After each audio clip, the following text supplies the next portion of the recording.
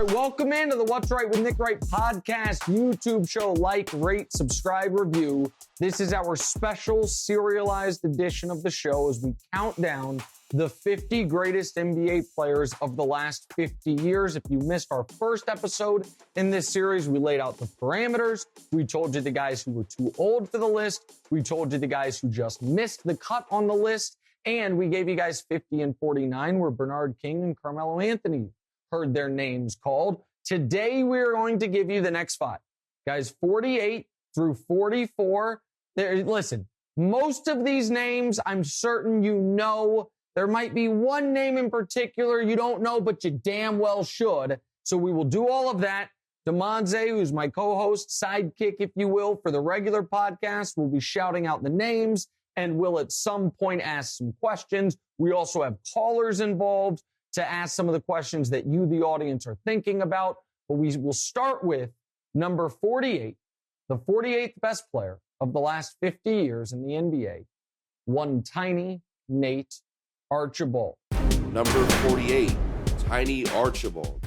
So Tiny Nate Archibald's resume reads as follows. He is three-time first-team All-NBA, three-time first-team All-NBA, two-time second-team All-NBA. And the reason, if you do know his name, you probably know him when he was a Kansas City King, where he won a scoring and assist title in the same season. Averaged 34 and 11 that year, the only player in league history to ever win scoring and assist titles in the same season. I believe the only players to ever win it at any point in their careers are LeBron, Wilt, Harden, and Russ. He did it in the same year. He also has two top 5 MVP finishes, and his career is kind of into two parts, pre and post Achilles.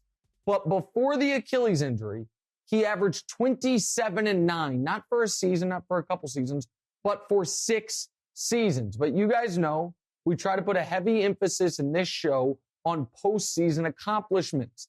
His postseason resume is thin, however. Post-Achilles injury, he went to Boston, and we don't think of him as Bird, Mikal Parrish. That was the latter part of the 1980s. In 1981, you could argue, during the Celtics playoff run, that he was their second best player behind Larry Bird. Mikal wasn't Mikal yet. He averaged 15 and 6 during that playoff run. Again, arguably their second best guy. He was absolutely outstanding in Game 7 of the 81 Eastern Conference Finals against a devastatingly good Philly team that would win the title a couple years later, arguably the greatest team ever a couple years later once they get Moses. And 13 and 12 in the clinching game of the NBA Finals for Tiny Nate Archibald. His inclusion is somewhat controversial. I understand that. But 5-time first or second team All-NBA. Keep in mind, when people were arguing Klay Thompson got snubbed from the NBA's all-time 75 list, and one of the first names they said should be taken off was Nate Archibald, Klay, 0-time first or second team All-NBA.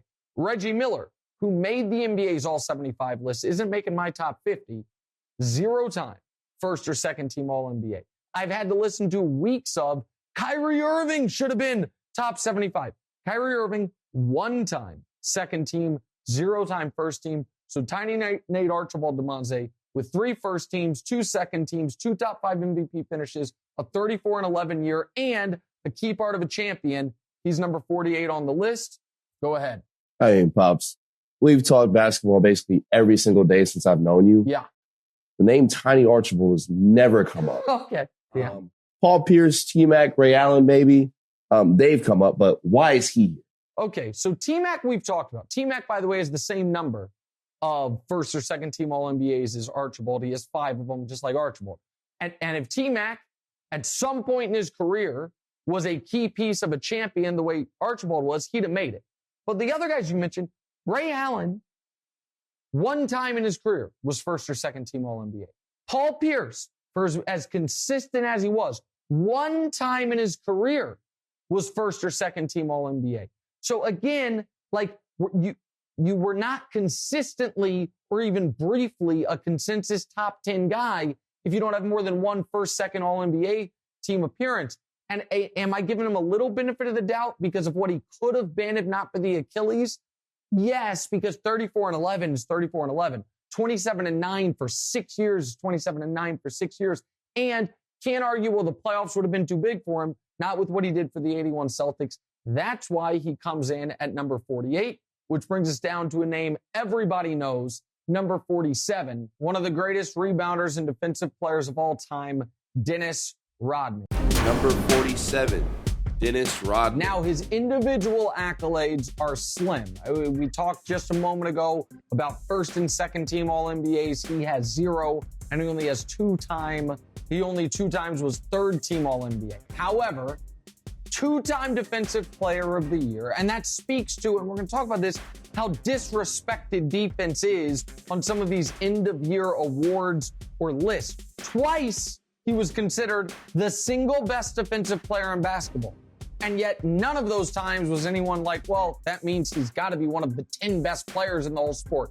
No, that's not how it works. 7-time All-Defense first team, another additional time All-Defense second team, 7-time rebounding champion, and where the majority of his real heft in deserving this ranking is his participation on great teams and his contribution to those teams. So Dennis played 14 years in the NBA.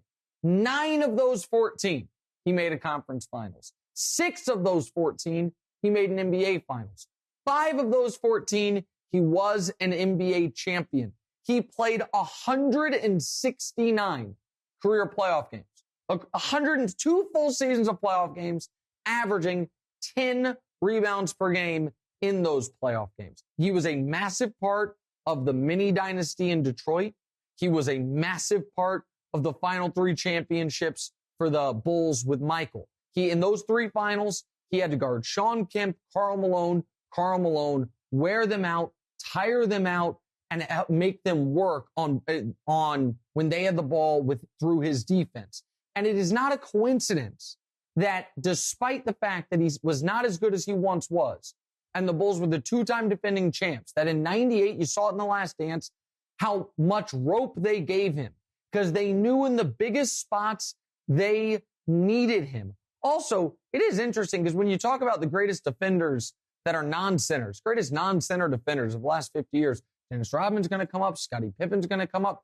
Not one of the greatest ever, but Ron Harper was a hell of a defender. What do all 3 of those guys have in common? Oh, they were all in the 96 to 98 Bulls together. That's very interesting because I was told Michael always guarded the other team. Was Michael guarding the 4th best player on the other team? I'm going to have to look into that. But Rodman was a massive part of winning throughout the entirety of his prime.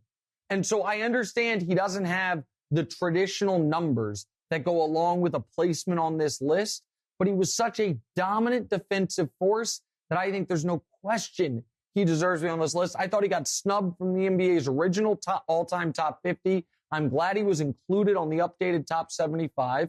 We'll take a caller on Dennis Rodman's career before we wrap up with him. What's up, Nick and Devontae? It's Ange from LA. I'm a longtime Nick Wright stan, first-time caller. And my question for Nick is about Dennis Rodman. Can a guy who can't even score be top 50 of all time? To me, it's giving very much Draymond Green minus the passing plus the crazy red hair. Please weigh in. Tell me what's right. So Ange is right in this regard. He couldn't score, and he's not as good of a passer as Draymond Green. Now, Draymond also, we'll see how many more titles he wins. We'll see how much longer his career goes. Draymond has a case to be on the next version of this list, 75 of the last 75, something like that. Like Draymond, I'm not dismissing him. But as good of a defender as Draymond is, Rodman, I feel, was a touch more impactful. In fact, of the last 50 years, the only 2 guys who are hands down better defenders than Dennis Rodman are Hakeem Olajuwon and Tim Duncan. After that, Dennis is at least in the argument with everybody else. And that first title he won was Chicago. Again, I want to remind people how that series went. The Bulls, the 72-win Bulls jumped out to a 3-0 series lead. And then only once they were down 0-3 did George Karl in his infinite wisdom let Gary Payton start to guard Michael Jordan. He gave Michael fits. I know Michael acted in The Last Dance like he didn't. Go look at the box scores. He gave Michael fits. And all of a sudden, Seattle wins game 4. Then Seattle wins game 5. Now, all of a sudden, game 6, it felt like the Bulls had to win it. Michael still is dealing with Gary Payton.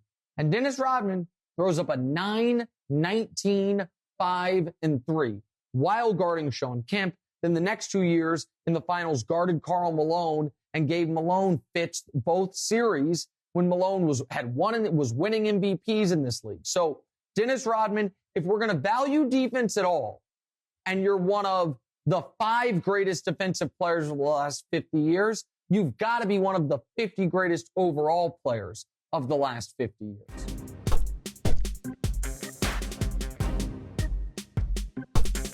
All right, let's see the next guy on the list. Very different player than Dennis Rodman. Not known for his defense, instead known for his scoring. Number 46, Dominique Wilkins. Number 46, Dominique Wilkins.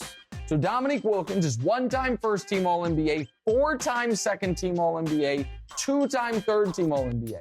His honors are as follows. He was a scoring champion. For his career, he's 25 points per game. For a decade, he averaged 28 points per game. He's 14th on the all-time scoring list. He finished runner-up in the 1986 MVP voting, and he has 2 other top 5s. Now, the knock on Dominique, never made round 3. However, you've got to look at who knocked him out. He got knocked out twice by Milwaukee, and I promise you, you're about to be introduced to a player on that Milwaukee team that gets forgotten to history, but it was that Milwaukee team had Sidney Moncrief and Marcus Johnson. The Hawks were underdogs in both the series they lost to them. They beat them once, but lost them twice. Who else did they lose to? Well, they lost to Boston 3 times. Was Dominique supposed to beat Bird, Mikhail Perry? No, he wasn't. Lost to him 3 times. Lost to Detroit twice. Was he supposed to beat those Pistons? He wasn't. Then in the 90s, when he was still relevant, guess who beat him in the 90s? The Bulls and Shaq's Magic. So you look at who was knocking a Dominique out. You want to crush him for not beating Milwaukee. I'd rather just give those Milwaukee players credit, which we're going to do shortly. But he was outgunned, consistently outgunned. However, he did have a chance. 1988 was his chance. The Celtics were on their last legs. Now, I don't think they could have ever beaten that Pistons team. But in round 2, 1988, epic series against Boston. They're up 3-2 on Boston, trying to send Boston home. Game 6, Dominique goes 35, 10, and 4, and they lose by 2. Okay, so now Game 7 against Boston again. Game 7, this is your moment, Dominique. How are you going to respond? At the Boston Garden, Game 7, Dominique had 47 points, and they lost by 2 again. I'm just not holding it against him. He averaged 31 for the series. But it's Bird, Mikhail Parrish on their last legs. So I'm not holding against Dominique that he was not able to get past teams that were just clearly and obviously more talented than him. Now, if he had more playoff success, he skyrockets up this list. I think a lot of people would argue that Dominique in a vacuum was better than Clyde Drexler. But Clyde Drexler went to 3 finals, 2 as the best player, and won a title as the second best guy. So that part has to matter. But it can't be all that matters. Now, go ahead. What's caller? I don't know who you are, but you're on live talking about Dominique Wilkins. Nick, obviously you're really thorough and you care a lot about rules and order when you put things together. You take these lists seriously. So for all the time we've spent on this, I don't remember any of the qualifications being pointless victories in dunk contests 30 years ago. For some reason, I don't recall that on the checklist. So Dominique, seriously? Okay, so I know this caller, by the way, and I don't know if we have the ability to at some point put up a shot of his shot. Demonte, I don't know if you noticed what I noticed there, but that's Gabe, and Gabe's got a very, a palatial beach estate. He could have taken that video anywhere he wanted to. Do I think it's a coincidence or, a happy accident that he took that video in front of not only a liquor cabinet, but a liquor cabinet that is prominently featuring 2 $200 bottles of Clase Azul tequila? I see you, Gabe. Also, yeah, look at that. That's not 1, that's 2. That's a good $3,000 worth of liquor just behind him. So that was a little distracting, but I understand Gabe trying to, he's trying to pocket shame all the other callers. I understand. But Dominique, These are one of those things where the legend of that dunk contest overshadows how good he was. Again, 25 points per game for his career.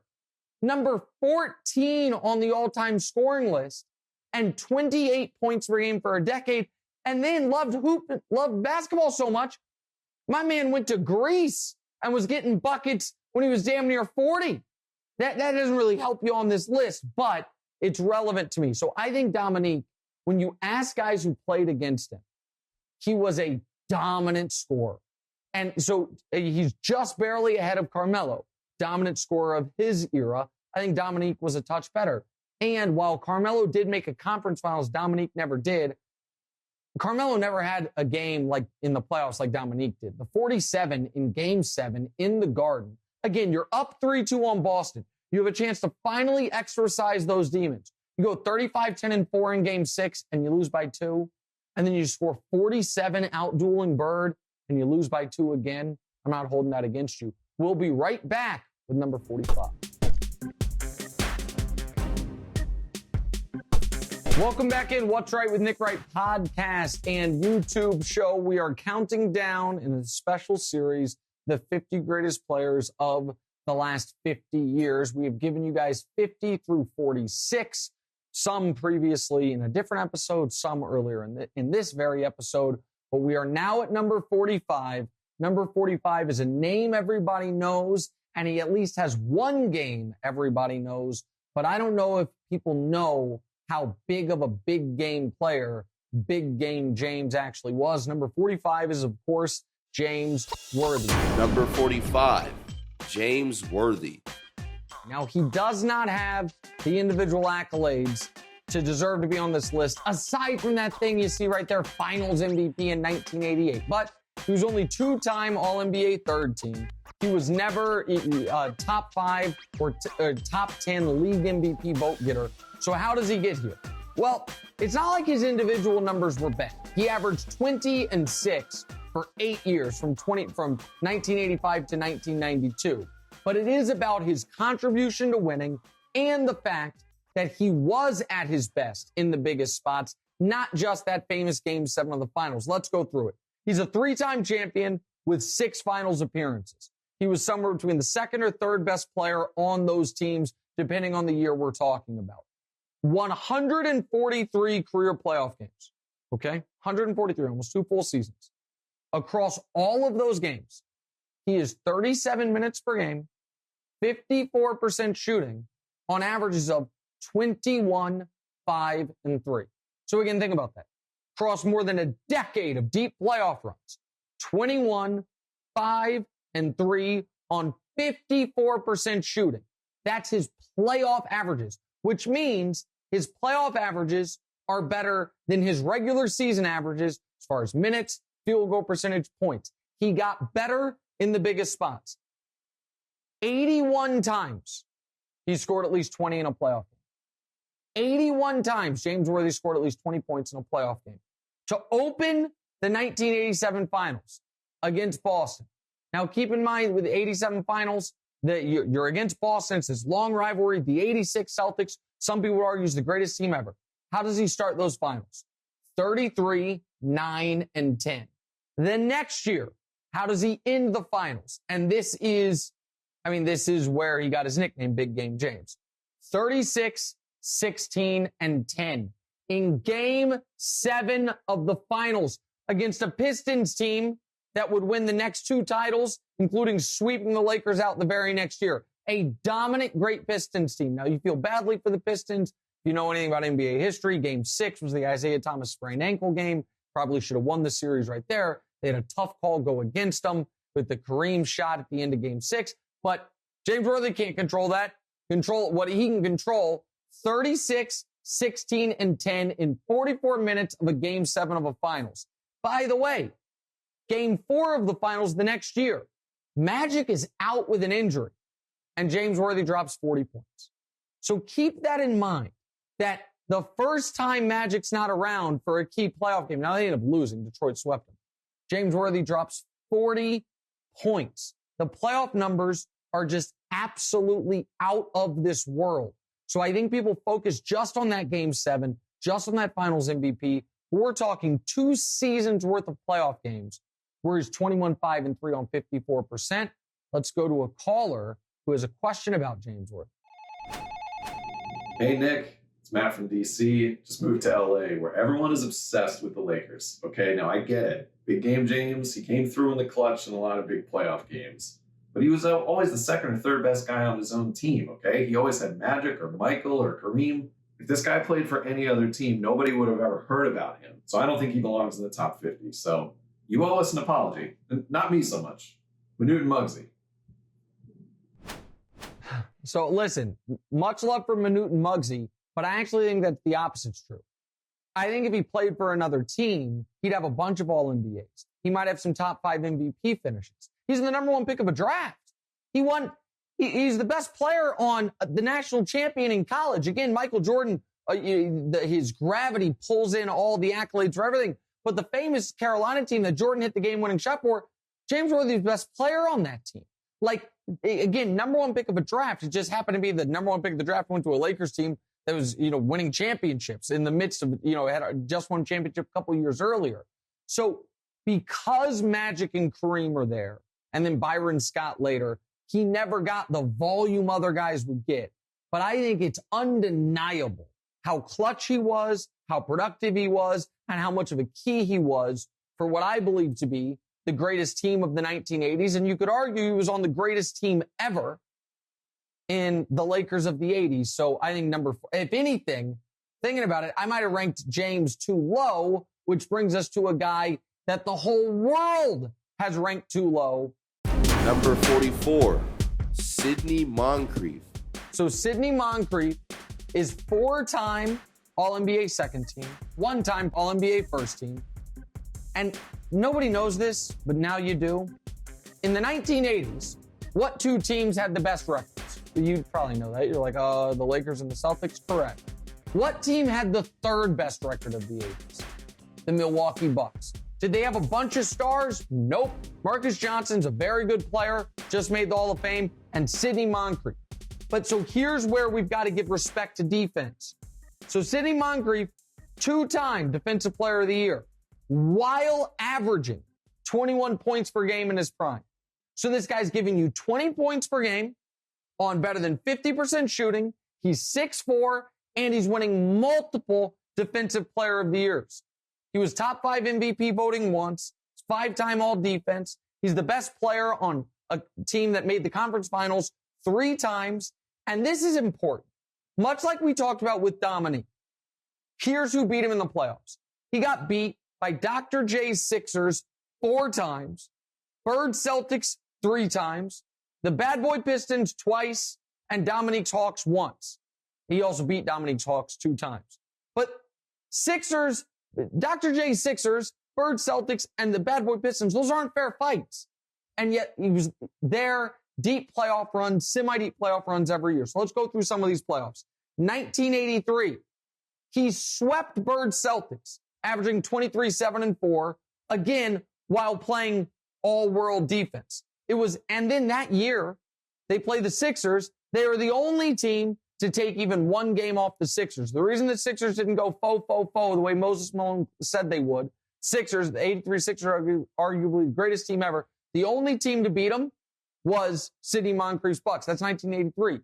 1985. I know we're not allowed to talk about this, but it happened. He averaged 27-5-5 while guarding a shooting guard you might have heard of named Michael Jordan, beating them 3-1. That happened. People act like it didn't happen. It happened. How could it happen when Jordan was 6-0? Because we don't count the times he lost in the 6-0. Round 1, 1985, Sidney Moncrief guarding Jordan, 27-5-5. His team wins 3-1. 1986, he had 23 in a Game 7 win while injured against Dr. J, an older Dr. J, admittedly, and a young Charles Barkley. And they beat the Sixers finally. 1987, down 3-1 to Bird, trying to beat Bird again, had back-to-back playoff career highs of 33 and 34 to force a Game 7 that they then lost. So I don't know how Sidney Moncrief, he averaged 21 a game for the prime of your career, and you win Defensive Player of the Year, and you beat Bird in a playoff series once, and you beat Michael in a playoff series once, and you beat Dr. J and Charles Barkley in a playoff series once, and you're on a team in the 80s that's relevant every single year, and yet you're not making the top 75 list? It's just criminal. Demonze, I know you have very strong Sidney Moncrief opinions. What's up? I mean, this guy sounds like a good player. Yeah. But best player on a 3-time conference finalist puts you at top 50? I mean, Paul George did that. Okay. Are you really just trying to flex that you know older players? No, I'm not trying to flex that I know older players. However, we must give respect to our elders that have earned it. And I understand the idea that he did the same thing technically that Paul George did, but he didn't. It's not the same thing as what Paul George did. And Paul George isn't a defensive player of the year. And Paul George doesn't have the moment Moncrief had. And so he has been oddly forgotten to history. Again, I want to restate this. People are like, he never made the finals. What was the year he was supposed to? That when the Sixers were making them every year in the early 80s, or when the Celtics were making them every year in the mid 80s, or when the Pistons were making them every year in the late 80s. Like that's what you had to go through.